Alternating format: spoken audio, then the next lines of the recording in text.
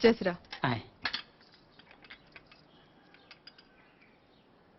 ఎవరికి? ఎవరో పొలం కొనడానికి వచ్చారు. మనం పొలం అమ్ముతున్నావా? బంగారం కొనుక్కుండాను పొలాలు అమ్ముకుండాను పెళ్లిళ్ళు అవుతాయంటే మీ అక్క పెళ్లికో 10 లక్షల దాకా కావాలి కదా, అందుకే ఒక 5 ఎకరాలు అమ్ముతున్నారు. ఎకరానికి 3 లక్షల పైన కాలువ పక్కన పొలం అండి. ఎకరానికి 40 బస్తాల పైన పడుతాయండి దాడవాకి. మీరు మరీ డబ్బులు అర్జెంట్ అంటున్నారు, రెండుకంటే ఇవ్వలేనండి. మరి ఇవ్వలేరండి. అవసరం మాదిగా దానికి మీరు మరీ అన్యాయంగా తగ్గిస్తున్నారు. అంతేనన్నయ్య, మనం అమ్మాలంటే కందిపప్పు రేటు చెప్తారు, కొనాలంటే జీడిపప్పు రేటు చెప్తారు.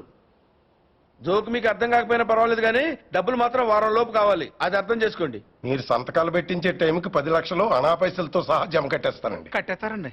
మాది ఎడ్యుకేటెడ్ ఫ్యామిలీ అండి, అందరూ సొంతకాలే పెడతారు. మీ మనవడి గారితో కూడా పెడతాడు. అంటే పెట్టని కాదనుకోండి, భవిష్యత్తులో ఏ రకమైన గొడవలు రాకుండా ఉండాలని. 3 లక్షలు విలువ చేసే భూమిని మరీ 2 లక్షలకు కొన్నాలని కోపం అది ఉంటే అసలు మీరు భూమి అమ్మడం అంటేనే నేను నమ్మలేకుండా ఉన్నానండి. అసలు మేము ఎక్కడ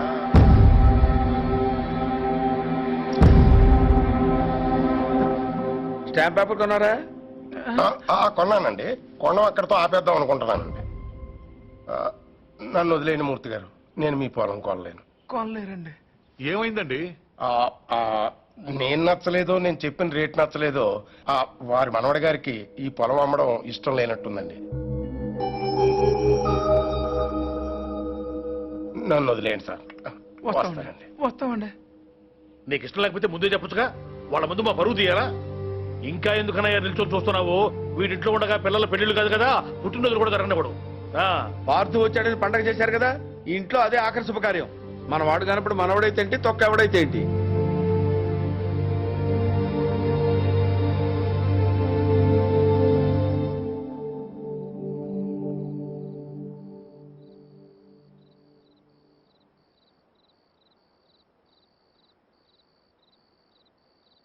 ఎవరు? పార్థు.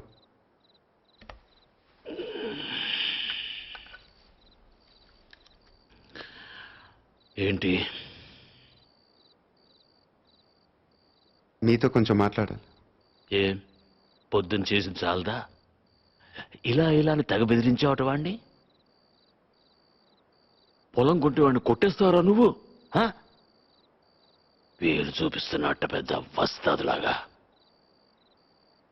ఎంత కావాలి? లలిత పెళ్లికి ఎంత కావాలి? 10 లక్షలు.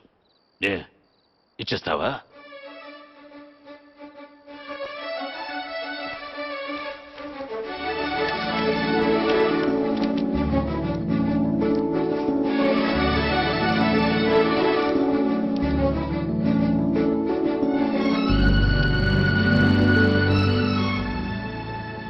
ఇప్పటిదాకా మీరు పోగొట్టుకొని చాలుతుంది. పొలం కూడా పోగొట్టుకోవటం నాకు ఇష్టం లేదు.